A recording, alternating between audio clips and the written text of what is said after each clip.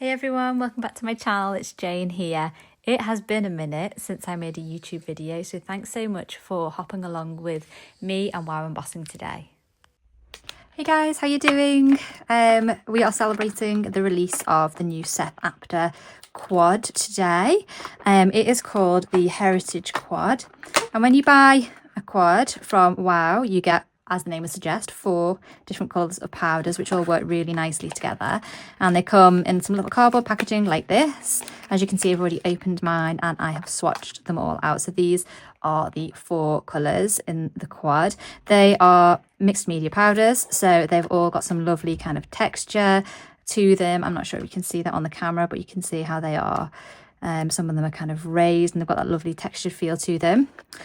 So the colours that we've got are Kiln, which is that beautiful red brown. There is Admiral, and then we have got this lovely kind of gold colour, which is Pumice, and then the final one is Castleton. So today I am going to be making, well, my plan is to use them to decorate some stencils. So when I saw the 4 colours, it reminded me of this Taylor Expressions Creating Quads layering stencil that I've got. Coincidentally, I think the colours are quite similar to the ones that they've used in their example there. So I thought what I might do is use these layering stencils to create 4 cards, and then I'll add in some detail with the embossing powders and some texture. So let's see how we get on. So because I'm doing some ink blending today, I'm going to use my Wow Superior Smooth White cardstock. And I'm just going to show you how these layering stencils work if this is something which is new to you. Most layering stencils have these etched lines around the edges, so you can see exactly where to line up your cardstock, and that way you know that each time you add a stencil, it's going to be lined up in the exact right place. So I'm just getting my swatch binder here. So these are my Simon Hurley inks, and I'm just placing each of the 4 embossing powders from the quad on top of some of my swatches, so I can get colours that are going to coordinate nicely. I'm basically looking for lighter shades than the powders because I want to add the detail with the powders later on, and I want that to really stand out. So obviously I just want a kind of softer version of those colours underneath. I'll list the exact colours that I've used in the description box below. I think this one is Sidewalk Chalk, which is a light pink, and I'm just using this for my first layering stencil. I've sped up the process because obviously today is not to talk about ink blending generally, but more to show you how to add some mixed media elements to your cards. So I'm just going to quickly run through all of this. Now that I've done my first layer, I'm going to peel off the stencil just to show you how this works. So it doesn't look like much at the moment because we've only done the first of our 4 stencils, but as you continue to add the layers, this picture will build up.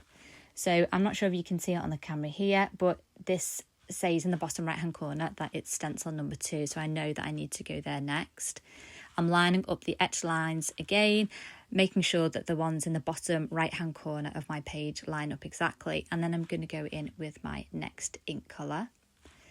So I'm not going to go through all 4 stencils because you get the gist, and this is the final product after ink blending all 4 colours on with the 4 layering stencils. I actually really like how that's turned out. I think they're really good, kind of nicely coordinating colours for the powders. So I've pulled some more products from my stash to turn these card panels into finished cards. I've got some little details that go over the arches of the rainbow, which I thought would be quite nice. And then this Gina K set, which has got a really big sentiment, which says, "Let him sleep, for when he wakes he will move mountains," which I thought would be good for the mountains. And then for the third panel, I think I'm just going to freestyle it with my embossing pen and add some details freehand. So here are the 4 panels. I have cut them down to 5 inches by 3.75 inches. And I've put my first panel into Misty. if you're wondering what that little triangle is that you can see on the left hand side, it's an accessory that you can get for the MIST when you don't want your card panel to be busting right up against the edges, because you've got a stamp that overhangs the edge like this one here, and it's just a way of holding your card in place, in another part of the stamp positioner.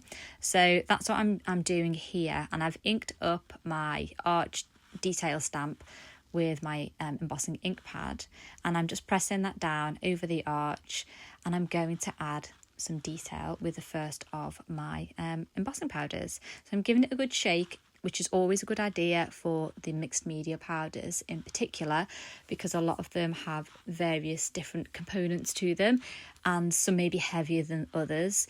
So what you want to do is shake them up and make sure that any of the heavier elements to the powders have the chance to kind of rise up to the surface, and then you'll get a good mix of all the components when you add them to your project. My second detail stamp is a little bit smaller, so I've been able to pop my card panel into the corner of the MIST no problem, and exactly the same process. I'm inking it up with my WOW embossing ink pad. I'm pressing it down so that I get a good connection with the card. I'm going to use the Admiral powder, which is the blue one from the Heritage Quad, to add in these little details which are polka dots.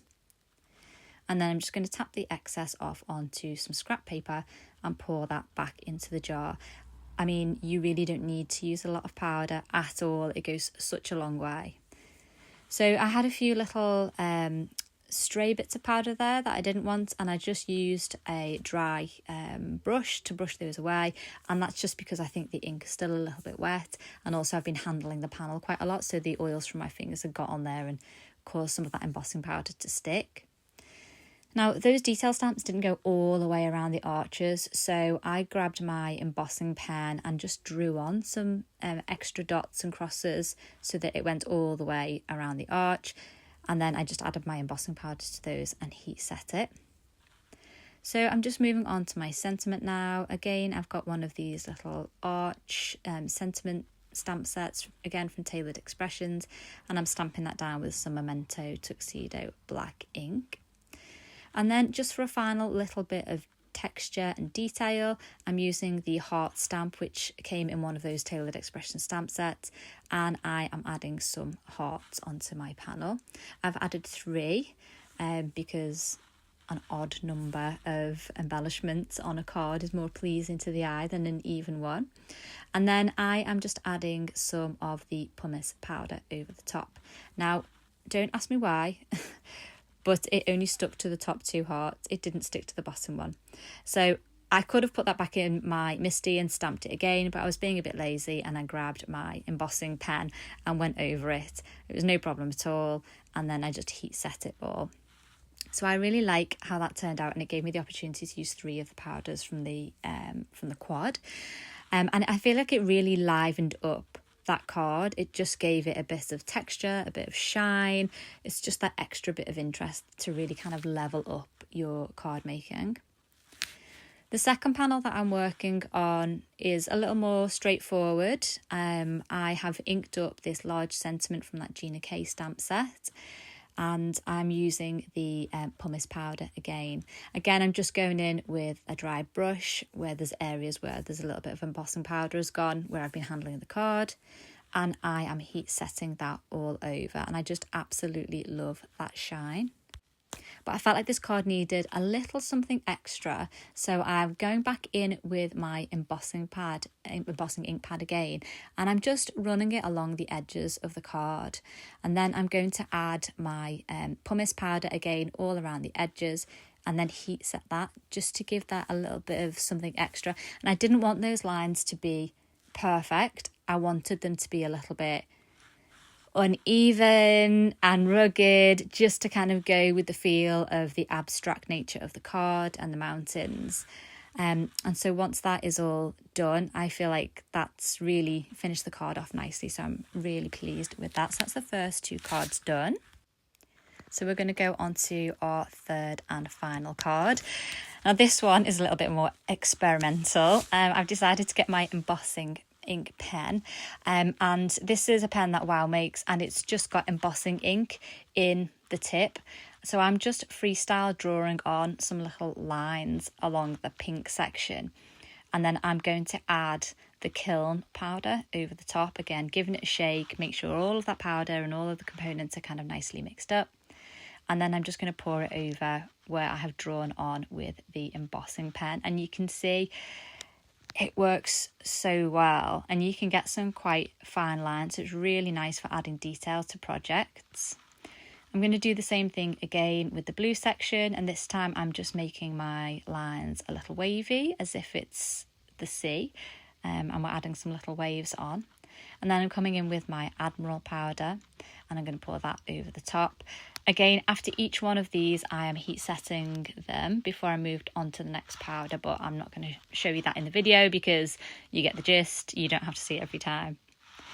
For the sun, I've added some dashed lines around the edge of the sun. So I did 2 lots of those. And then I went back in and just did another 2 dashed lines closer to the centre of the sun as well, just for a little bit of extra detail. I kind of felt like it needed that. And then for this little circle up in the sky, which I guess is a moon or something, I have added some lines going from the centre out towards the edges, and it finally heat setting that. So that's gone from being quite a plain card to having a load of extra detail, a load of extra interest and texture. And that's what I really love about these mixed media powders. I mean, I'm not traditionally a mixed media artist. I am more of a card maker generally, but I really feel like they just add another dimension to my card making. They really kind of make it stand out. So to finish off this card, I just wanted some quite small, simple sentiments because I didn't want to take too much attention away from the heat embossing on my card. So I've just used some of these small sentiments from the same stamp set that I used earlier. I'm trimming them down with my Tim Holtz guillotine, and this is how I always do my sentiments, even for tiny ones like this, because I have a little trick to make sure that my sentiments are always nice and even and straight. So what I do is I line the top of the words up with, see that plastic guideline there, the little piece of plastic on the top, line the top of the words up with that exactly, then flip it over and then do the same with the bottom of the words, and that way you know you're cutting it exactly straight and it gives you an even amount of cardstock both above and below the word. So that's just a little helpful hint if you didn't know that already when you're cutting down sentiments. So I'm just going to pop these on with a bit of liquid glue. Usually I use foam tape when I'm putting my sentiments on, but I didn't want them to be too prominent. I really wanted the focus to be the ink blending and the detail that we added with the embossing powders. So that finishes up the 3 cards for today's video. I know we raced through those pretty quickly. So if there is anything that you would like to know more about or more detail on, please let me know in the comments. Also, let me know which one is your favourite. I hope that's given you some inspiration on how to use mixed media powders to add a bit of texture and interest to your projects. And I look forward to seeing you again for another video soon. Bye.